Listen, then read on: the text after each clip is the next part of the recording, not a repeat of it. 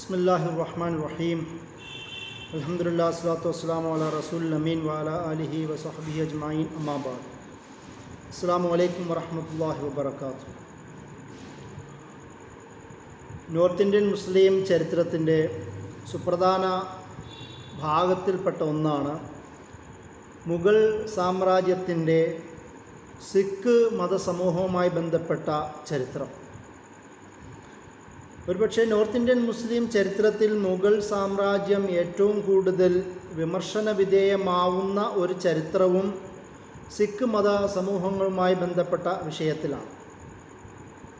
അത് ഗുരുനാനാക്കിൻ്റെ, സിഖ് മതത്തിൻ്റെ സ്ഥാപകൻ ഗുരുനാനാക്കിൻ്റെ ചരിത്രം തന്നെ മുതൽ തുടങ്ങി അത് മുഗൾ സാമ്രാജ്യത്തിൻ്റെ അവസാനം വരെയെങ്കിലും ഈ ഒരു പ്രശ്നം നിറഞ്ഞു നിൽക്കുന്നതായി കാണാം. പലപ്പോഴും മുഗൾ സാമ്രാജ്യത്തെ പൊതുവായി തന്നെ ഇന്ത്യൻ സമൂഹത്തിലേക്ക് കടന്നു വന്ന അധിനിവേശകർ എന്ന നിലയിൽ, അതുപോലെ തന്നെ ഒരു മതഭ്രാന്തന്മാരായും ഫനാറ്റിക്സ്, ലുനാറ്റിക്സ്, ടെററിസ്റ്റ്, ഇൻവേഡർ എന്നുള്ള പദപ്രയോഗങ്ങളിലൂടെയും മതവർഗീയത എന്ന തരത്തിലുള്ള പദപ്രയോഗങ്ങളൊക്കെയാണ് മുഗൾ സാമ്രാജ്യത്തെ കുറിക്കുവാൻ പൊതുവായി ഉപയോഗിക്കുന്നത്. ആ ഒരു രാഷ്ട്രീയ സാഹചര്യത്തിൽ തന്നെയാണ് സിഖ് മത രൂപീകരണവും ഉണ്ടാവുന്നത്. 1500കളിൻ്റെ ആ ഭാഗത്താണല്ലോ സിഖ് മത സ്ഥാപനവും സംഭവിക്കുന്നത്. അതിനുശേഷം അത് ഗുരുനാനാക്ക് തന്നെ മുതൽ തുടങ്ങി അവരുടെ പ്രധാനപ്പെട്ട 10ാമത്തെ ഗുരു അടക്കം വരെയുള്ളവരുടെ ചരിത്രത്തിൽ മുഗൾ സാമ്രാജ്യം ഈ മത വിഭാഗത്തോടും നേതാക്കന്മാരോടും വളരെ പ്രതിലോമകരമായ ക്രൂരത നിറഞ്ഞ സമീപനമാണ് സ്വീകരിച്ചത് എന്നാണ് പൊതുവെ ചരിത്രകാരന്മാർ പറയുന്നത്. പക്ഷേ യഥാർത്ഥത്തിൽ അങ്ങനെ തന്നെ ആയിരുന്നു. അതായത് ഹിന്ദു സമൂഹത്തോടും പ്രത്യേകിച്ച് സിഖ് സമൂഹത്തോടുമുള്ള ഇവരുടെ സമീപനത്തിൽ മതവർഗീയത, മതവിഭാഗീയത മാത്രമായിരുന്നു, അല്ലെങ്കിൽ അതായിരുന്നു കാരണം ഇവരെ ഇത്തരത്തിലുള്ള ഇവരുടെ ഗുരു നേതാക്കന്മാരെ, ഗുരു ഗോവിന്ദനെ പോലുള്ള, ഗുരു അർജുനെ പോലുള്ള പല നേതാക്കന്മാർക്കെതിരെയും ശക്തമായ ക്യാപിറ്റൽ പണിഷ്മെൻറ്റ് തന്നെ സ്വീകരിക്കുവാൻ ഇവരെ പ്രേരിപ്പിച്ചത് മതവർഗീയത മാത്രമാണോ എന്നുള്ളൊരു ചോദ്യം അപ്പോഴും അവശേഷിക്കുന്നുണ്ട്. അവിടെയാണ് നമ്മൾ ശ്രദ്ധിക്കേണ്ടത്. പ്രധാനമായും ഇന്ത്യൻ ചരിത്രം തന്നെ നമുക്കറിയാവുന്നതുപോലെ രേഖപ്പെടുത്തപ്പെട്ടിട്ടുള്ളത് അത് ബ്രാഹ്മണിക്കൽ ഹിസ്റ്റോറിക്കൽ നരേഷനാണ് ഒരു വശത്ത്, മറ്റൊരു വശത്ത് ബ്രിട്ടീഷ് കൊളോണിയൽ നരേഷനും കൂടെയുണ്ട്. ഇതിനേക്കാളും അപ്പുറം ഈ കാലത്തെ തന്നെ അവിടുത്തെ ചരിത്രം വിശദീകരിക്കുന്ന പേർഷ്യൻ സോഴ്സുകളും കൂടിയിട്ടുണ്ട് എന്നും കൂടി നമ്മൾ മനസ്സിലാക്കണം. അതിൻ്റെ കൂടെ തന്നെ ഇന്ത്യയിലെ സിഖ് മതസമൂഹത്തെയും അല്ലെങ്കിൽ മുഗൾ സാമ്രാജ്യത്തെയും തന്നെ കുറച്ചും കൂടി ക്രിട്ടിക്കലായും ഒരു ഔട്ട്സൈഡർ എന്ന നിലയിലും തന്നെ വീക്ഷിക്കുന്ന ഇംഗ്ലീഷ് എഴുത്തുകാരുടെ രചനയും കൂടി ഈ കൂട്ടത്തിലുണ്ട്. അപ്പോൾ ഇതെല്ലാം കൂടെ മുന്നിൽ വെച്ചുകൊണ്ട് വേണം നമ്മൾ ഈ ഒരു ചരിത്രത്തിൻ്റെ ഭാഗത്തെ വിമർശനാത്മകമായി തന്നെ പഠിക്കേണ്ടത്. അവിടെയാണ് നമ്മൾ ഗുരുനാനാക്കിൻ്റെ സംഭവത്തിലേക്ക് തന്നെ തുടങ്ങുന്നത്. 1469 ഗുരുനാനാക്ക് ജനിക്കുന്നത്. 1539 അദ്ദേഹം മരണപ്പെടുന്നുണ്ട്. ഇദ്ദേഹത്തിൻ്റെ ചരിത്രത്തിൽ തന്നെ അദ്ദേഹം എഴുതിയ ആദി ഗ്രന്ഥ് അല്ലെങ്കിൽ ഗുരു ഗ്രന്ഥ സാഹിബ് എന്ന് പറയുന്ന ഗുരുനാനാക്കിൻ്റെയും ബാക്കിയുള്ള സിഖ് ഗുരുക്കളുടെയും ഒരു സമാഹാരമാണല്ലോ. സിഖ് മതസമൂഹത്തിൻ്റെ പ്രധാനപ്പെട്ട ഒരു വേദഗ്രന്ഥമാണ്. ഈ വേദഗ്രന്ഥത്തിൽ ഗുരുനാനാക്ക് തന്നെ അദ്ദേഹത്തിൻ്റെ ബാബർ വാണി എന്നല്ലോ അല്ലെങ്കിൽ ബാബർ ബാനി എന്നൊക്കെ വിളിക്കപ്പെടുന്ന ഒരു എപ്പിക് ഈ ആദി ഗുരുഗ്രന്ഥ സാഹിബിൽ ഉൾപ്പെടുത്തിയിട്ടുണ്ട്. ഇതിൽ തന്നെ ബാബർ, ഇദ്ദേഹത്തിൻ്റെ കാലത്താണ് ബാബർ കാബൂളിൽ നിന്ന് ഇന്ത്യയിലേക്ക്, ഡൽഹി ഭാഗത്തേക്ക് വരികയും അത് പിടിച്ചെടുക്കുകയും പിന്നെ അവിടെ മുഗൾ സാമ്രാജ്യത്തിൻ്റെ സ്ഥാപനം തുടങ്ങുകയും ചെയ്യുന്നത്. അപ്പോൾ ഈ ബാബർ ബാനി എന്ന് പറയുന്ന രചനയിൽ ഗുരുനാനാക്ക്, രചനയല്ല ഒരു കാവ്യഭാവമാണ്, അതിൽ ഇദ്ദേഹം ബാബറിൻ്റെ ആ വരവിനോട് അനുബന്ധിച്ച് സംഭവിച്ച അക്രമ പരമ്പരയെയും അതുപോലെ തന്നെ അതൊരു ക്രൂരത നിറഞ്ഞ ഒരു ഘട്ടമായിട്ടാണ് വിശദീകരിക്കുന്നത്. അത് ഏതെങ്കിലും ഒരു സമൂഹത്തെ മാത്രമല്ല, ഹിന്ദു സമൂഹത്തെയോ സിഖ് സമൂഹത്തെയോ മാത്രമല്ല. ഇന്ന് സിഖ് സമൂഹം ഈ ഒരു തരത്തിലേക്ക് വളർന്നിട്ടില്ല. അപ്പം ആ ഒരു സമൂഹത്തെ മാത്രമല്ല, മുസ്ലിങ്ങളെ പോലും വളരെ സാരമായി ബാധിക്കുന്ന ഒരു സംഭവ വികാസം എന്ന നിലയിലാണ് ഈ ഒരു സംഭവത്തെ, ബാബറിൻ്റെ വരവിനെ ബാബർ ബാനിയിൽ ഗുരുനാനാക്ക് വിശദീകരിക്കുന്നത്. അതിൽ വളരെ മോശമായ രീതിയിൽ എന്ന് തന്നെ നമുക്ക് ആദ്യം പറയാം. എന്നുവെച്ചാൽ വളരെ ക്രൂരത നിറഞ്ഞ ഒരു സംഭവമായിട്ടാണ് അതിൽ ഗുരുനാനാക്ക് ബാബറിൻ്റെ വരവിനെ വളരെ സർക്കാസ്റ്റിക്കായിട്ടാണ് പരാമർശിക്കുന്നത്. ബാബർ ഒരു മരണത്തിൻ്റെ ദൂതൻ എന്ന നിലയിലാണ് ഇന്ത്യയിലേക്ക് എത്തുന്നതെന്നും അതുപോലെ തന്നെ അതൊരു സിന്നിൻ്റെ ഒരു ഭാഗമായും കാബൂൾ അധിനിവേശം നടത്തി പിന്നീട് ഇന്ത്യയിലേക്ക് എത്തുകയും ഇവിടെ തന്നെ ഒരുപാട് കൂട്ടക്കൊലകൾ നടത്തുകയും ആ കൂടി രക്തപങ്കിലമായ ഒരു ചരിത്രമാണ് ബാബറിന് ഇന്ത്യയിൽ, പ്രത്യേകിച്ച് ഡൽഹി ആ ഭാഗത്തൊക്കെ ഉണ്ടായിരുന്നതെന്ന് അദ്ദേഹം ഈ ബാബർ ബാനിയിൽ പരാമർശിക്കുന്നത് കാണാം. അതുപോലെ തന്നെ മറ്റു ചില സംഭവങ്ങൾ പറയുന്നുണ്ട്. ബാബർ തന്നെ ഗുരുനാനാക്കിൻ്റെ കരിഷ്മയിൽ, അദ്ദേഹത്തിൻ്റെ വ്യക്തിത്വ പ്രഭാവത്തിലും ഒരു ആത്മീയ ഊർജത്തിലും ബാബർ തന്നെ ഇംപ്രസ്ഡ് ആവുകയും ബാബർ അദ്ദേഹത്തെ വിളിക്കുകയും അദ്ദേഹത്തിൻ്റെ കാൽപാദത്തിൽ ചുംബിക്കുകയും ചെയ്തതായിട്ട് ജനം സാഖീസ്, അതായത് ഇവരുടെ തന്നെ പ്രധാനപ്പെട്ട മറ്റൊരു ഏടാണ് ജനം സാഖീസ്, അതിൽ പറയുന്നതായും കാണാം. അപ്പോൾ ഇതിനെക്കുറിച്ചൊക്കെ ചരിത്രകാരന്മാർ പറയുന്നത് യഥാർത്ഥത്തിൽ ഇതൊരു ഹൈയോഗ്രാഫിയുടെ ഭാഗമാണ്. അതായത് ഒരു പുണ്യവാളന്മാരുടെ ചരിത്രം വിശദീകരിക്കുന്ന ക്രോണിക്കിൾസ് പോലെയാണ്. ഇത് പലതും സത്യമാവണമെന്നില്ല എന്ന ഒരു വിമർശനം ഈ രചനകളെക്കുറിച്ച് പിന്നീടുള്ള പണ്ഡിതന്മാർ 18-ാം നൂറ്റാണ്ടിന് ശേഷമാണ് ഇതിനെക്കുറിച്ചുള്ള ശക്തമായ രചനകൾ ഉണ്ടായതെന്നും അതുകൊണ്ട് ഈ ഗുരുനാനാക്കിൻ്റെ ഈ ഒരു ഐ വിറ്റ്നസ് എന്ന തലത്തിൽ ഗുരുനാനാക്ക് എഴുതുന്നത് പോലും അത് മുഴുവനും ശരിയായിക്കൊള്ളണമെന്നില്ല എന്ന നിരീക്ഷണം പോലും ചില ചരിത്രകാരന്മാർ പങ്കുവെക്കുന്നുണ്ട്. അതിനേക്കാളും വളരെ രസകരമായ കാര്യം, ബാബർനാമ എന്ന് വിളിക്കപ്പെടുന്ന തുസ്കെ ബാബരിൽ ഈ സംഭവം ഒരിക്കലും പരാമർശിക്കുന്നില്ല. അദ്ദേഹം ഗുരുനാനാക്കിനെ കണ്ടതായും പരാമർശിക്കുന്നില്ല. ഒരുപക്ഷെ ആ ഒരു സാഹചര്യത്തിൽ ഗുരുനാനാക്ക് വലിയൊരു ഗുരു എന്ന നിലയിൽ ഉയർന്നു വന്നിട്ടില്ല എന്നതാവാം ഒരു കാരണം. എന്താണെങ്കിൽ പോലും ബാബർനാമയിൽ പരാമർശിക്കാത്ത സംഭവം ഗുരുനാനാക്ക് അദ്ദേഹത്തിൻ്റെ രചനയിൽ ഉൾപ്പെടുത്തുകയും അദ്ദേഹം ബാബറിന് മുന്നിൽ വരികയും ബാബർ മറ്റു ചില സംഭവം പറയുന്നത് ബാബറിനെ കാണാൻ വിസമ്മതിക്കുകയൊക്കെ ചെയ്തതായിട്ട് പോലും സംഭവങ്ങൾ പറയുന്നുണ്ട്. അപ്പോൾ അതിൻ്റെ കൂടെ ബാബറിൻ്റെ കാലത്തിന് ശേഷം ഒരു പതനം സംഭവിക്കും എന്ന തരത്തിലൊരു പ്രവചനം പോലും ഇദ്ദേഹം നടത്തുന്നതായി അദ്ദേഹത്തിൻ്റെ ഈ ഓർമ്മകളെക്കുറിച്ചുള്ള കളക്ഷനിൽ നമുക്ക് കാണാം.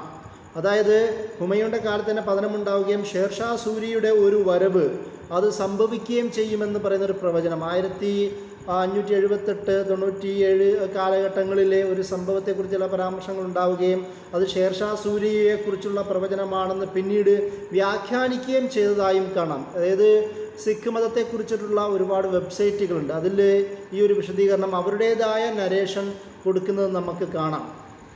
അതിൻ്റെ കൂടെ തന്നെ ബാബറിനെ കുറിച്ച് ഈ കവിതയിൽ ഗുരുനാനാക്ക് തന്നെ പറയുന്നത് ഏതെങ്കിലും ഒരു ഹിന്ദു, മുസ്ലിം, സിഖ് സമൂഹം എന്ന് പറയുന്നൊരു വേർതിരിവില്ലാതെ എല്ലാവർക്കും തന്നെ ബാബർ ഒരു മതത്തിനേക്കാളും അപ്പുറം എല്ലാവരെയും നശിപ്പിക്കുക എന്നുള്ള ഒരു ഉദ്ദേശത്തോടു കൂടിയിട്ടാണ് ബാബർ വന്നത് എന്ന ഒരു വിശദീകരണമാണ് ഇതിൽ ബാബർ പറയുന്നത്. അതിൻ്റെ കൂടെ തന്നെ വേറെയും ചില കാര്യങ്ങൾ ബാബറിനെ കുറിച്ച് തന്നെ പറയുന്നത്, ബാബറിനെതിരെ ഒരു തരത്തിലുള്ള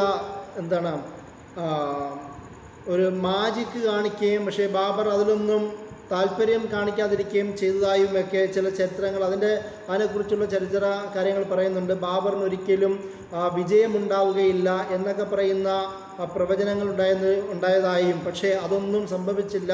ബാബറിന് ശേഷം മുഗൾ സാമ്രാജ്യം ശക്തി പ്രാപിക്കുകയാണ് ഉണ്ടായതെന്നും നമുക്ക് ചരിത്രത്തിൽ കാണാം. അപ്പോൾ ഇദ്ദേഹത്തിൻ്റെ ഈ ഒരു രചനകൾ, അതായത് ഹാറൂൺ ഖാലിദിൻ്റെ വാക്കിംഗ് വിത്ത് നാനാക്ക് എന്ന് പറയുന്ന 2014 രചനയുണ്ട്. ഇങ്ങനെയുള്ള ചില സംഭവങ്ങളും ഈ നാനാക്കുമായി ബന്ധപ്പെട്ട ചില ചരിത്ര വിചാരങ്ങളും ഈ രചനയിൽ അദ്ദേഹം അത് ഉൾപ്പെടുത്തുന്നതായി നമുക്ക് കാണാം. അതുപോലെ തന്നെ മറ്റു ചില കാര്യങ്ങൾ, അക്ബറിൻ്റെ കാലത്താണ് പൊതുവേ ഇതര മതവിഭാഗങ്ങളോട് അക്ബറിന് വളരെ സഹിഷ്ണുതാപരമായ സമീപനമാണ് ഉണ്ടായിരുന്നത്.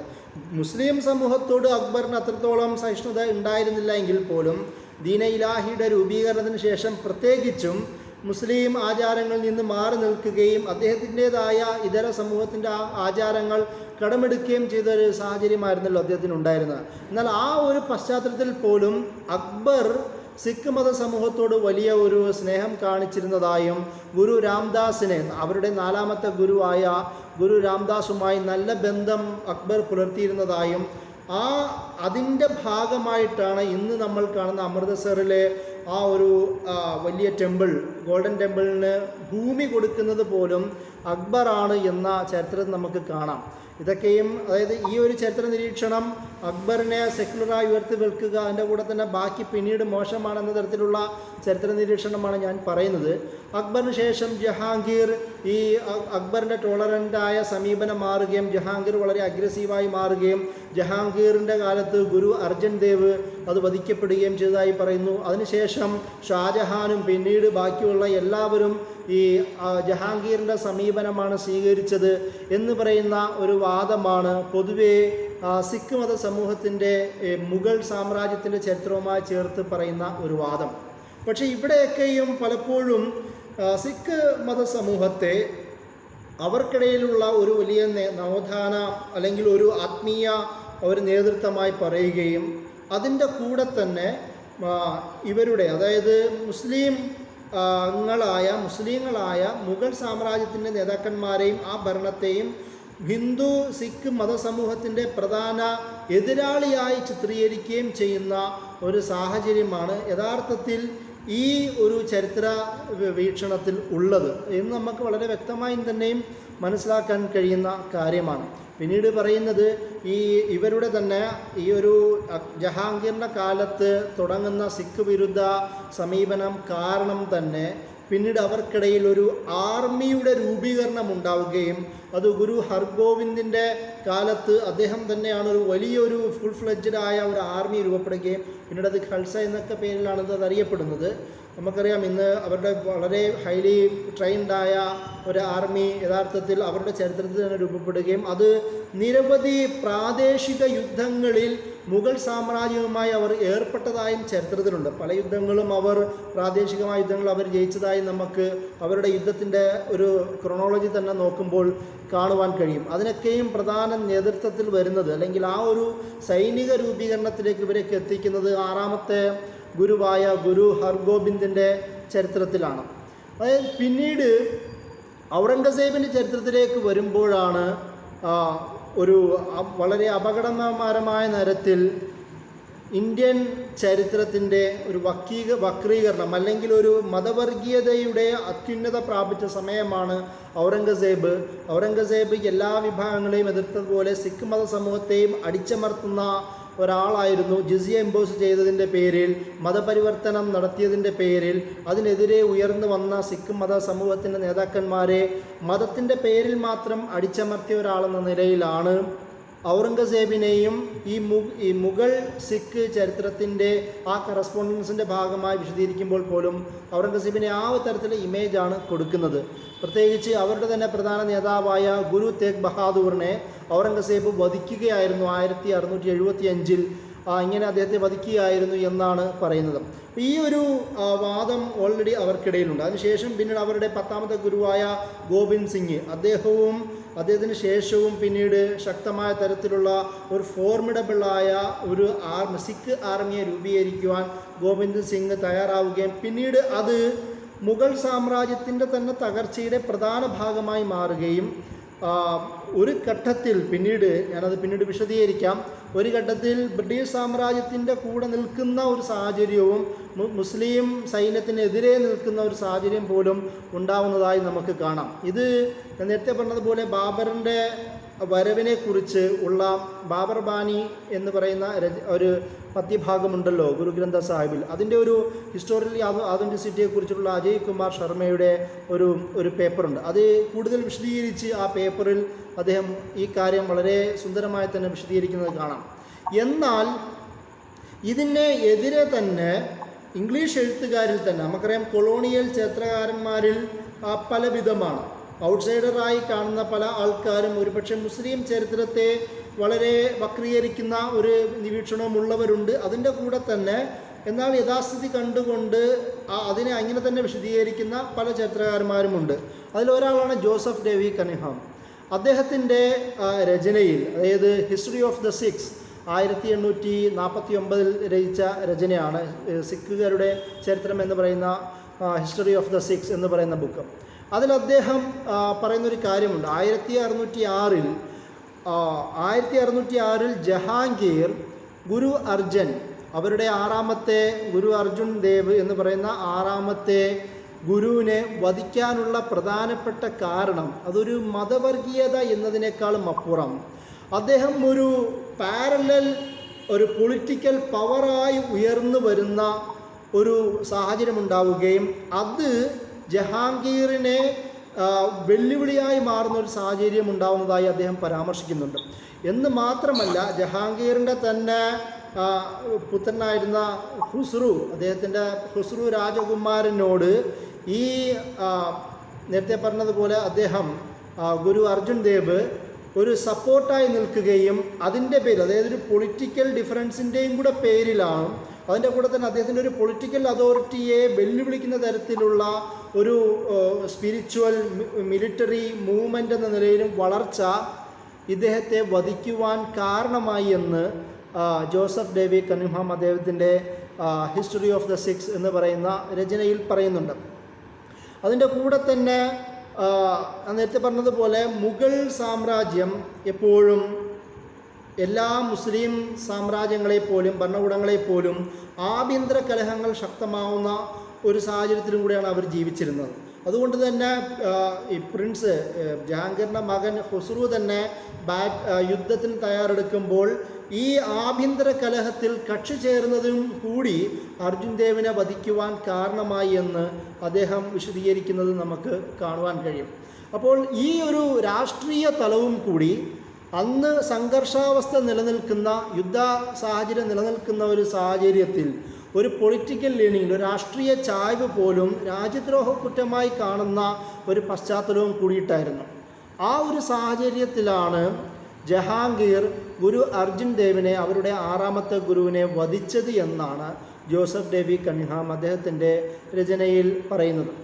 ജഹാംഗീറിന് ശേഷം പിന്നീട് ഷാജഹാനും ഇതേ നിയമ നടപടി സ്വീകരിച്ചതായും ഇവർക്കെതിരെ ശക്തമായ നടപടി സ്വീകരിച്ചതായും ചരിത്രകാരന്മാർ തന്നെ പറയുന്നുണ്ട്. ഷാജഹാനും ജഹാംഗീറിനെ എപ്രകാരം അദ്ദേഹത്തിൻ്റെ സ്ഥാനത്തിന് വെല്ലുവിളിയായി സിഖ് സമൂഹം ഉയർന്നു വന്നോ അല്ലെങ്കിൽ സിഖുകൾ ഗുരുക്കന്മാർ ഉയർന്നു വന്നോ അതുപോലെ ഷാജഹാൻ്റെ കാലത്തും അതുപോലെ ഒരു നേതൃത്വം ഉയർന്നു വന്നതായും ചരിത്രത്തിൽ പറയുന്നുണ്ട്. അതുകൊണ്ട് ഷാജഹാനും ഇതേ സമീപനമായിരുന്നു സ്വീകരിച്ചതെന്നാണ് ഈ മിഡീവൽ ഇന്ത്യയുടെ ചരിത്രത്തെക്കുറിച്ച് പറയുന്ന രചനകളിലെല്ലാം നമുക്ക് കാണുവാൻ കഴിയുന്നത്.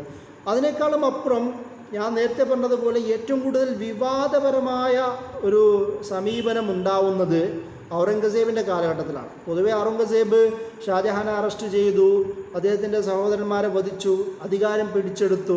അതുപോലെ തന്നെ പിന്നീട് ഒരു 20 വർഷങ്ങൾക്ക് ശേഷം ജിസിയ നടപ്പിലാക്കുന്നു. അദ്ദേഹത്തിൻ്റെ ഹിന്ദു സമൂഹവുമായി ബന്ധപ്പെട്ട നിലപാടുകൾ അമ്പലം പൊളിക്കുന്നതും അമ്പലം പണിയുന്നതുമായും അമ്പലത്തിന് ഗ്രാൻഡ് കൊടുക്കുന്നതുമായി ബന്ധപ്പെട്ട വിവാദപരമായ പല നിലപാടുകൾക്കും ഇടയിലാണ് ഔറംഗസേബിൻ്റെ കാലത്തിൽ ഗുരു തേഗ് ബഹാദൂറിൻ്റെ അസാസിനേഷനും വധവും സംഭവിക്കുന്നത്. അതുകൊണ്ട് തന്നെ ഔറംഗസേബിനെ വിലനൈസ് ചെയ്യുന്നതിൽ ഇതും കൂടി ഒരു പ്രധാന കാരണമായി മാറുന്നുണ്ട്. പക്ഷേ ജോസഫ് ഡേവി കനിംഹാനും അതുപോലെ തന്നെ പിന്നീട് സതീഷ് ചന്ദ്ര അടക്കമുള്ള ആൾക്കാരും വേറെയും ചില ചരിത്രകാരന്മാർ തന്നെയും ഔറംഗസേബിനെ അദ്ദേഹത്തിൻ്റെ മേൽ പതിച്ചു കൊടുത്ത മതഭീകരത എന്നതിനേക്കാളും അപ്പുറം ഔറംഗസേബിൻ്റെ കാലഘട്ടത്തിലെ രാഷ്ട്രീയ അരക്ഷിതാവസ്ഥയും അതുപോലെ തന്നെ ഔറംഗസേബിൻ്റെ അതോറിറ്റിയെ അനുസരിക്കാത്ത ഒരു സാഹചര്യവും ഔറംഗസേബിൻ്റെ തീരുമാനങ്ങളെ നിഷേധിക്കുന്ന സാഹചര്യങ്ങളും അങ്ങനെ പലവിധ പശ്ചാത്തലം അതിൻ്റെ കൂടെ മതകീയമായ ഒരു കാരണവും കൂടി ഇതിൻ്റെ പുറകിലുണ്ടാകും. അങ്ങനെ വ്യത്യസ്ത മാനങ്ങൾ ഇവരുടെ തന്നെ പ്രധാനപ്പെട്ട ഗുരു തേഗ് ബഹാദൂറിനെ വധിക്കുന്നതിന് കാരണമായി എന്നും കൂടി പറയാം. അതല്ലാതെ മറ്റു ചില നിരീക്ഷണങ്ങളും കൂടി പറയുന്നുണ്ട്. അതായത് ഈ ഗുരു തേഗ് ബഹാദൂറും പിന്നീട് അവിടെ ഉണ്ടായിരുന്ന ഒരു പ്രധാനപ്പെട്ട ഒരു മുസ്ലിം സൂഫി നേതൃത്വം, അദ്ദേഹം ആദം ഹാഫിസ് എന്ന് പറയുന്ന ഒരു സൂഫി നേതൃത്വം, രണ്ടുപേരും കൂടി അവരവരുടെ സ്വാധീനമുള്ള ഭാഗങ്ങളിൽ ജനങ്ങളിൽ നിന്ന് കൂടുതൽ ടാക്സ് പിരിക്കുക, അവരുടെ നേതൃത്വത്തിലേക്ക് കൊണ്ടുവരിക. യഥാർത്ഥത്തിൽ ഒരു രാജ്യദ്രോഹ കുറ്റമായിട്ടാണ് അത് കാണുക. കാരണം ഭരണകൂടത്തിലേക്ക് പോവേണ്ട ടാക്സ്, നികുതി ഇവർ രണ്ടുപേരും ഒരു മുസ്ലിങ്ങളിൽ നിന്ന് ആദം ഹാഫിസ് ടാക്സ് പിരിക്കുക, അതുപോലെ തന്നെ ഈ സിഖ് ഹിന്ദു സമൂഹത്തിൽ നിന്ന് ഒരു തേഗ് ബഹാദൂർ ടാക്സ് പിരിക്കുക, ഇങ്ങനെയുള്ള സമീപനവും കൂടി ചെയ്തപ്പോൾ അതിനെതിരെ ശക്തമായ നിയമ നടപടി സ്വീകരിച്ചതാണ് ഇദ്ദേഹത്തിൻ്റെ വധത്തിലേക്ക് എത്തിയതെന്ന് ജോസഫ് ഡേവി കനിഹാനും വിശദീകരിക്കുന്നത് നമുക്ക് കാണാം. അതിൻ്റെ കൂടെ തന്നെ മറ്റു ചില നിരീക്ഷണം പറയുന്നത് ഈ ഗുരു ഔറംഗസേബിനെതിരായ നയ സമീപനം സ്വീകരിച്ച പല കുറ്റവാളികൾക്കും അഭയം കൊടുത്തതും, അതായത് ഒരു രാഷ്ട്രീയ ഗൂഢാലോചന എന്ന തലത്തിൽ അഭയം കൊടുത്തതും ഈ ഒരു തീരുമാനത്തിലേക്ക് ഔറംഗസേബിനെ നയിക്കാൻ കാരണമായി എന്ന് അദ്ദേഹം തന്നെ ജോസഫ് ഡേവി കനിഹാനും വിശദീകരിക്കുന്നത് കാണാം. അതുപോലെ തന്നെ മറ്റ് 1675 ഇദ്ദേഹത്തെ പബ്ലിക്കായി വധിക്കുന്നത്. പക്ഷേ ഞാൻ നേരത്തെ പറഞ്ഞതുപോലെ ഇങ്ങനെ പലവിധ കാരണങ്ങൾ ഔറംഗസേബിൻ്റെ കാലത്ത് തന്നെ നമുക്ക് കാണാം. ഇതിൻ്റെ കൂടെ ഈ ബ്രാഹ്മണിക്കൽ ചരിത്രകാരന്മാരുടെ നിരീക്ഷണങ്ങളേക്കാളും അപ്പുറം പേർഷ്യൻ ഡോക്യുമെൻറ്റ്സുകളിൽ, അക്കൗണ്ട്സിൽ, ഹിസ്റ്റോറിക്കൽ അക്കൗണ്ട്സിൽ മറ്റ് ചില വിശദീകരണങ്ങളും കൂടി കാണാം. അതിൽ ഒരു കാരണം, പേർഷ്യൻ അക്കൗണ്ട്സിൽ കാണുന്ന മറ്റൊരു വിശദീകരണം അദ്ദേഹം പറയുന്നത്, അതായത് ആ അക്കൗണ്ട്സിൽ സിയറുൽ മുതാഹിരീൻ എന്ന് പറയുന്ന ഒരു രചനയാണ്. അതിൽ ആ രചനയിൽ അതിൻ്റെ എഴുത്തുകാരൻ അദ്ദേഹം പറയുന്ന ഒരു പ്രധാനപ്പെട്ട ഒരു പോയിൻ്റ് ഉണ്ട്. അതിൽ ഗുലാം ഹുസൈൻ 1780 രചിക്കപ്പെട്ട രചനയാണ്. അപ്പോൾ ഈ ഒരു പശ്ചാത്തലത്തിൽ തന്നെയാണ്, അതായത് 18-ാം നൂറ്റാണ്ടിൻ്റെ ഒരു കാലഘട്ടത്തിലാണ് ഇതിനെക്കുറിച്ചുള്ള വ്യക്തമായ ചരിത്ര നിരീക്ഷണങ്ങൾ ഉണ്ടാകുന്നത്. അദ്ദേഹം പറയുന്നൊരു പോയിൻ്റ്, ഈ പഞ്ചാബ് ചുറ്റുപാടുമുള്ള പ്രദേശത്തിലെ പാവങ്ങളായ കർഷകരെ അവരെ അടിച്ചമർത്തുന്ന ഒരു സമീപനം ഗുരു തേഗ് ബഹാദൂർ സ്വീകരിച്ചിരുന്നു. അതിൻ്റെ കൂടെ അദ്ദേഹം ഒരു ഒരുപാട് അനുയായികളെയും കൊണ്ട് മിലിറ്ററി ഹൈലി ആയുധസജ്ജരായ അനുയായികളെയും കൊണ്ടാണ് അദ്ദേഹം യാത്ര നടത്തിയിരുന്നത്. അതും പോകുന്ന ഭാഗത്തൊക്കെയും അവിടെ ഉണ്ടായിരുന്ന പാവങ്ങളായ കർഷകരെയും മറ്റും അടിച്ചമർത്തുകയും അവരിൽ നിന്ന് പിരിച്ചെടുക്കുകയും ചെയ്ത ഒരു സമീപനം സ്വീകരിച്ചതിൻ്റെയും കൂടെ ഫലമായിട്ടാണ് ഇദ്ദേഹത്തെ വധിച്ചത് എന്ന് ഗുലാം ഹുസൈൻ അദ്ദേഹത്തിൻ്റെ സിയാറുൽ മുതാഹിരീൻ എന്ന് പറയുന്ന പേർഷ്യൻ ഹിസ്റ്റോറിക്കൽ ഡോക്യുമെൻറ്റ്സിൽ പറയുന്നുണ്ട്. അദ്ദേഹം ചില കാര്യങ്ങൾ വിശദീകരിച്ച് തന്നെ പറയുന്നുണ്ട്. തേഗ് ബഹാദൂർ എന്ന് പറയുന്നത് അവരുടെ ഈ 8ാമത്തെ ഗുരുവാണ്. ഇദ്ദേഹം ഒരുപാട് ആൾക്കാരെയും കൂടെ കൊണ്ടുവരികയും അദ്ദേഹത്തിൻ്റെ കൂടെ ഹാഫിസ് ആദം എന്ന് പറയുന്ന മറ്റൊരു ഫക്കീർ, ഒരു സൂഫിയാണ്. പക്ഷെ ഇദ്ദേഹത്തിൻ്റെ ഒരു രസകരമായൊരു വസ്തുത എന്ന് പറയുന്നാൽ മുഗൾ സാമ്രാജ്യത്തെ ഒരു ഇസ്ലാമിക മാനം കൊടുക്കുന്നതിലും അക്ബറിൻ്റെ ദീന ഇലാഹിനെ ഇല്ലാതാക്കുന്നതിലും പ്രധാന കണ്ണിയായ ആളാണ് സയ്യിദ് അഹമ്മദ് സർഹിന്ദി. അദ്ദേഹത്തിൻ്റെ അനുചരന്മാരിൽ പിന്നീട് വന്ന ഒരാളാണ് ഈ ഹാഫിസ് ആദം എന്ന് പറയുന്നത്. പക്ഷേ ഒരു കാലഘട്ടത്തിന് ശേഷം പിന്നീട് ആ ഒരു വിഭാഗം തന്നെ ഒരു അക്രമ നടപടി സ്വീകരിക്കുന്ന ഒരു തരത്തിലേക്ക് പോലും നക്ഷബന്ദി ത്വരീഖത്തിൻ്റെ ആ വിഭാഗം മാറിയെന്നാണ് ഇദ്ദേഹം സിയാറുൽ മുതാഹിരീനിൽ ഗുലാം ഹുസൈൻ പറയുന്നത്. അദ്ദേഹം ഇവ രണ്ടും കൂടി ഈ നക്ഷബന്ദി ത്വരീഖത്തിൻ്റെ ഒരു നേതാവായിരുന്ന ഹാഫിസ് ആദവും അതുപോലെ തന്നെ തേഗ് ബഹാദൂറും കൂടി ചേർന്നുകൊണ്ടാണ് ഈ ആൾക്കാരെ ഉപദ്രവിക്കലും അവരെ പിടിച്ചെടുക്കലും അവരെ സമ്മർദ്ദം ചെലുത്തലും ശക്തമായ നികുതി ചുമത്തലുമൊക്കെ ചെയ്തത്. ഇതിൻ്റെ ഫലമായിട്ടാണ് ഔറംഗസേബ് ആലംഗീർ ഇവർക്കെതിരെ ശക്തമായ നിയമ നടപടി സ്വീകരിച്ചത് എന്ന് ഇദ്ദേഹം ഗുലാം ഹുസൈൻ പറയുന്നുണ്ട്. ഇതേ ഗുലാം ഹുസൈൻ്റെ ഒരു കാഴ്ചപ്പാടിനെ കുറിച്ച് സതീഷ് ചന്ദ്ര ഒരു അഭിപ്രായ വ്യത്യാസം അദ്ദേഹത്തിൻ്റെ മെഡീവൽ ഇന്ത്യ എന്ന് പറയുന്ന ഹിസ്റ്ററി ഓഫ് മെഡീവൽ ഇന്ത്യ എന്ന് പറയുന്ന രചനയിൽ മുന്നോട്ട് വെക്കുന്നുണ്ട്. അദ്ദേഹം പറയുന്നത് അത്രയും തന്നെ ആവണമെന്നില്ല. കാരണം ഗുലാം ഹുസൈൻ്റെ ചരിത്രം എന്നത് യഥാർത്ഥത്തിൽ ഔറംഗസേബിനോട് വളരെ അടുത്ത ഭരണബന്ധമുണ്ടായിരുന്ന ഒരാളാണ് ഗുലാം ഹുസൈൻ. അതുകൊണ്ട് തന്നെ മുഗൾ സാമ്രാജ്യത്തിനെ സപ്പോർട്ട് ചെയ്യാൻ വേണ്ടി എഴുതിയതാവാം എന്നാണ്. പക്ഷേ രസകരമായ വസ്തുത, ഈ മുഗൾ സാമ്രാജ്യത്തിൻ്റെ കാലത്തിലുണ്ടായിരുന്ന ഏകദേശം എല്ലാ പേർഷ്യൻ എഴുത്തുകളിലും അവിടെ അമ്പലം പൊളിച്ചിട്ടുണ്ടെങ്കിൽ അമ്പലം പൊളിച്ചതായും അത് ഇസ്ലാമിൻ്റെ വലിയ വിജയമായും എഴുതിയ എഴുത്തുകാരാണുള്ളത്. അതുകൊണ്ട് തന്നെ രാജാവിനെ വലിയ പുകഴ്ത്തേണ്ട ആവശ്യമൊന്നും അവർക്കുണ്ടായിരുന്നില്ല. കാരണം എന്ത് സംഭവിച്ചു അതുവല്ല എഴുതുകയും അത് ഇസ്ലാമിൻ്റെ വിജയമായി കാണുകയും ചെയ്യുന്ന എഴുത്തുകാരുണ്ടായിരുന്നൊരു കാലഘട്ടത്തിൽ ഇതും വളരെ സത്യമാവാനേ വഴിയുള്ളൂ എന്നാണ് യഥാർത്ഥത്തിൽ നമുക്ക് മനസ്സിലാക്കാൻ കഴിയുന്ന ഒരു വസ്തുത. മറ്റു ചില ഈ കറാമത്ത് ഒരു കഥകളുമുണ്ട്. അതായത് ഇദ്ദേഹം തന്നെ ഔറംഗസേബ് തേഗ് ബഹാദൂറിനോട് ഒരു അത്ഭുതം കാണിക്കാൻ ആവശ്യപ്പെടുകയും അപ്പോൾ അദ്ദേഹം പറഞ്ഞു, ഒന്നുകിൽ നീ അത്ഭുതം കാണിക്കുക അല്ലെങ്കിൽ ഇസ്ലാം സ്വീകരിക്കുക എന്നൊക്കെ തരത്തിലുള്ളൊരു ആവശ്യം ഉന്നയിച്ചു. അപ്പോൾ ഈ ഗുരു അത് നിരസിച്ചപ്പോഴാണ് അങ്ങനെ ഇദ്ദേഹത്തെ വധിച്ചത് എന്ന് പറയുന്ന ചില വിശദീകരണങ്ങളും ബ്രാഹ്മണിക്കൽ സോഴ്സുകളിലുണ്ട്. അതായത് ഔറംഗസേബിനെ ഒരു മർദ്ദകനായ ഭരണാധികാരിയെ ചിത്രീകരിക്കുക എന്നതാണ് യഥാർത്ഥത്തിൽ അതിൻ്റെ ഉദ്ദേശം. അതിൽ സതീഷ് ചന്ദ്ര തന്നെ ശക്തമായ മറുപടി പറയുന്നത് ഔറംഗസേബൊന്നും ഇങ്ങനെയുള്ള കറാമത്തിൽ വിശ്വസിച്ച ആളായിരുന്നില്ല. അതായത് നോൺ മുസ്ലിങ്ങളായ വലിയ ആൾക്കാരുടെ കറാമത്തിൽ വിശ്വസിച്ച ആളായിരുന്നില്ല. ഔറംഗസേബ് തസവുഫിലെയും സൂഫി ഓറിയൻറ്റേഷനുള്ള ആണെങ്കിൽ പോലും പുറത്തുള്ള ആൾക്കാരുടെ കറാമത്തുകളിലോ അത്ഭുതങ്ങളിലോ മാജിക്കുകളിലോ വിശ്വസിച്ച ആളായിരുന്നില്ല എന്നതുകൊണ്ട് ഒരു ഹിസ്റ്റോറിക്കൽ നരേഷൻ തെറ്റാവാനാണ് സാധ്യത എന്നാണ് സതീഷ് ചന്ദ്ര പറയുന്നത്. അതുപോലെ തന്നെ ലൂയി ഫെനക്, അദ്ദേഹം ഇന്ത്യൻ സിഖ് മത സമൂഹത്തെക്കുറിച്ചുള്ള നിരവധി ബുക്കുകൾ എഴുതിയ ഒരു പണ്ഡിതനാണ്, ഹിസ്റ്റോറിയനാണ് ലൂയി ഫെനക്. അദ്ദേഹത്തിൻ്റെ ഒരു ചരിത്ര നിരീക്ഷണത്തിൽ അദ്ദേഹം പറയുന്നത്, ഈ സിഖ് ഗുരുക്കന്മാർക്ക് അവരുടെ രക്തസാക്ഷിത്വത്തിന് വലിയ ഒരു പോരിഷ നൽകുവാൻ വേണ്ടി ഉണ്ടാക്കിയെടുത്ത കഥകളാണ് ഈ കഥകളെല്ലാം. അല്ലാതെ മിറാക്കിൾ ആവശ്യപ്പെട്ടുകൊണ്ട് ഔറംഗസേബ് അയാളെ വിളിക്കുകയും അതിൻ്റെ ചെയ്യാത്തതിൻ്റെ പേരിൽ മതഭീകരതയുടെ അടിസ്ഥാനത്തിൽ വധിച്ചു എന്നൊക്കെ പറയുന്ന വാദം ശരിയല്ല എന്നാണ് ലൂയി ഫെനക് പോലും ഈ കാര്യം വിശദീകരിച്ചുകൊണ്ട് പറയുന്നത്.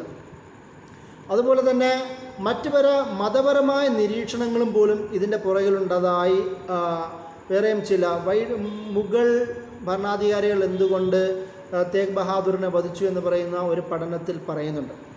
അതിൽ മെയിൻ കാരണം ഈ ഗുരുഗ്രന്ഥ സാഹിബിൽ തന്നെ ഒരു മുസ്ലിം വിരുദ്ധമായ വചനങ്ങൾ ഉണ്ടായിരുന്നു എന്നും അത് മുസ്ലിങ്ങളെ ഇൻസൾട്ട് ചെയ്യുന്നതിന് കാരണമായി മാറിയതും അതിന് വിശദീകരണം ചോദിക്കുവാൻ വേണ്ടി ഔറംഗസേബ് ഇവരുടെ ഗുരുക്കന്മാരെ ദർബാറിലേക്ക് വിളിച്ചു വരുത്താൻ ശ്രമിച്ചു എന്നാണ് പറയുന്നത്. അതിലൊരു വചനം ഈ മുസൽമാൻ്റെ മയ്യത്തിൽ അവിടെ ഉണ്ടാകുന്ന കളിമണ്ണെന്ന് പറയുന്നത് അത് ക്ലേ ഓഫ് പോട്ടറിൻ്റെ കളിമണ്ണിനെ പോലെയാണ് എന്ന തരത്തിലുള്ള ചില വിശദീകരണങ്ങളൊക്കെ അവർ കൊടുത്തു. അതായത് വളരെ മോശകരമായി മുസ്ലിങ്ങളുടെ ഖബറിനെയൊക്കെ വിശദീകരിക്കുന്ന വചനങ്ങൾ ഈ ആദി ഗ്രന്ഥത്തിൽ, അതായത് ഗുരുഗ്രന്ഥ സാഹിബിലുണ്ടായിരുന്നതായും, അപ്പോൾ ഇതിന് വിശദീകരണം ചോദിക്കാൻ വേണ്ടി അദ്ദേഹം ഔറംഗസേബ് ഇവരുടെ 7ാമത്തെ ഗുരുവായ ഗുരു ഹർ റായിനെ അദ്ദേഹം ഡൽഹിയിലേക്ക് വിളിച്ചു വരുത്തി. പക്ഷെ അദ്ദേഹം ഈ ഗുരു ഹർ റായ് വരുന്നതിന് പകരം ഗുരു റാം റായ്, അദ്ദേഹത്തിൻ്റെ മകനെ ഗുരു റാം റായിനെയാണ് ഈ ഔറംഗസേബിലേക്ക് അയച്ചു കൊടുക്കുന്നത്. അപ്പോൾ ഔറംഗസേബിന് ഈ കാര്യം ചോദിക്കുമ്പോൾ ഈ ബാബ റാം റായ് അദ്ദേഹം വളരെ തന്ത്രപരമായി അദ്ദേഹം പറയുന്നത് മുസൽമാൻ എന്നല്ല ആ പദം, ബേ ഈമാൻ എന്നാണ് ആ പദം. അതായത് ഈമാൻ ഇല്ലാത്തവൻ എന്നുള്ളൊരു പദമാണ് ഉപയോഗിച്ചത്, മുസൽമാൻ അല്ല എന്ന് പറഞ്ഞ് വ്യാഖ്യാനിക്കുകയാണ് ഉണ്ടായത്. അപ്പോൾ ഇത് കേട്ട് ഔറംഗസേബ് നല്ല കാര്യമാണെന്ന് കരുതി അയാൾക്ക് വളരെ സമ്മാനങ്ങളൊക്കെ കൊടുക്കുകയൊക്കെ ചെയ്തു എന്നാണ് പറയുന്നത്.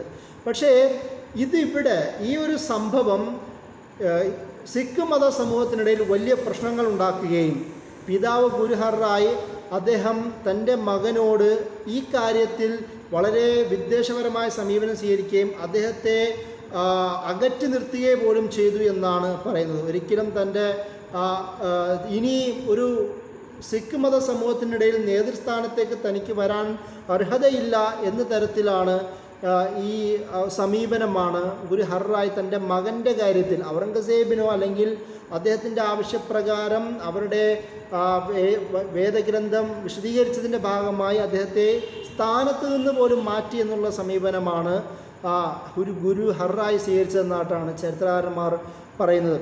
അതുപോലെ തന്നെ മറ്റു ചില കാര്യങ്ങൾ പറയുന്നത് അതിന് പകരം ഗുരു റാം റായ്ക്ക് പകരം അദ്ദേഹം തൻ്റെ ഇളയ മകനായ ഹർകിഷനെ അദ്ദേഹത്തിന് ശേഷമുള്ള ഗുരുവായി ഇയാൾ പ്രഖ്യാപിക്കുന്നുണ്ട്. അത് പിന്നീട് ഗുരു തേഗ് ബഹാദൂറിൻ്റെ വധത്തിലേക്ക് നയിച്ചു എന്നാണ് പറയുന്നത്. കാരണം ഈ റാംറായും ഔറംഗസേബും തമ്മിൽ നല്ല ബന്ധമുണ്ടാവുകയും ഈ ഗുരു തേഗ് ബഹാദൂറിൻ്റെ മുഗൾ സാമ്രാജ്യത്തിന് വിരുദ്ധമായ സമീപനങ്ങളെല്ലാം അത് ഔറംഗസേബിന് മുമ്പിൽ റാംറായി ബോധിപ്പിക്കുകയും ഈ റാംറായിൻ്റെ ഒരു നിർദ്ദേശവും കൂടി അതും കൂടിയിട്ടുണ്ട് ഗുരു തേഗ് ബഹാദൂറിനെ വധിക്കുന്നതിൽ കാരണം എന്ന നിലയിലാണ് നമുക്ക് ചരിത്രത്തിൽ കാണുവാൻ കഴിയുന്നത്. അതുപോലെ തന്നെയാണ് സതീഷ് ചന്ദ്ര ഈ ഒരു വിഷയം വിശദീകരിച്ചുകൊണ്ട് തന്നെ പറയുന്നുണ്ട്, ഔറംഗസേബ് റാംറായിനെ വളരെ ആദരിക്കുന്ന ഒരാളായിരുന്നു. അപ്പോൾ അത് തന്നെ നമുക്കൊരു മറ്റൊരു ഉദാഹരണമാണ്. ഔറംഗസേബ് ഒരു ശത്രു എന്നതിനേക്കാളും അപ്പുറം സിഖ് മതസമൂഹത്തെയും കൂടി അംഗീകരിച്ച ഒരാളായിരുന്നു എന്നാണ് സതീഷ് ചന്ദ്ര അദ്ദേഹത്തിൻ്റെ ഹിസ്റ്ററി ഓഫ് മിഡീവൽ ഇന്ത്യയിൽ വിശദീകരിക്കുന്നത്. അല്ലാതെ എല്ലാ സിഖ് മതസമൂഹത്തിൻ്റെയും നേതാക്കന്മാരെ എതിർക്കുന്ന ഒരാളായിട്ടല്ല. അതാണ് ഈ ബഹാദൂറിൻ്റെ വധത്തിലേക്ക് നയിച്ചു എന്നാണ് ഒരു കാരണമായി പറയുന്നത്. അതായത് ഈ റാംറായുമായിട്ടുള്ള ബന്ധം